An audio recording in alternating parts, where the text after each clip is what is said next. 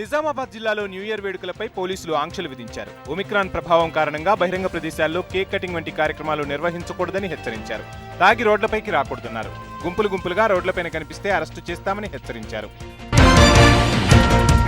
ఖమ్మం జిల్లాలో కాంగ్రెస్ పార్టీ 137వ ఆవిర్భావ దినోత్సవ వేడుకలను నిర్వహించారు. సంజీవరెడ్డి భవనంలో అఖిల భారత కాంగ్రెస్ కమిటీ పిలుపు మేరకు జిల్లా కాంగ్రెస్ కమిటీ ఆధ్వర్యంలో జాతీయ జెండాను ఆవిష్కరించారు. కార్యక్రమానికి ముఖ్య అతిథిగా సిఎల్పి లీడర్ మల్లు బట్టి విక్రమార్క హాజరయ్యారు.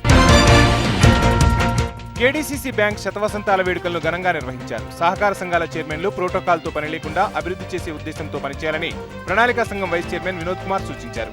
శతాబ్ది ఉత్సవాల్లో నాబార్డు చైర్మన్, ఇఫ్కో చైర్మన్, మంత్రులు గంగుల కమలాకర్, కుప్పుల ఈశ్వర్, ఎమ్మెల్యేలు పాల్గొన్నారు. రాజన్న సిరిసిల్ల జిల్లా చిన్నబోనాల గ్రామంలో శివారులో చిరుత కలకలం రేపుతోంది. మేక పర్సయ్య అనే రైతుకు చెందిన ఆవుపై చిరుత దాడి చేసింది. దీంతో గ్రామస్తులు బయటకు రావాలంటేనే భయపడిపోతున్నారు. ఫారెస్ట్ అధికారులు చిరుత పాదముద్రలను సేకరించారు.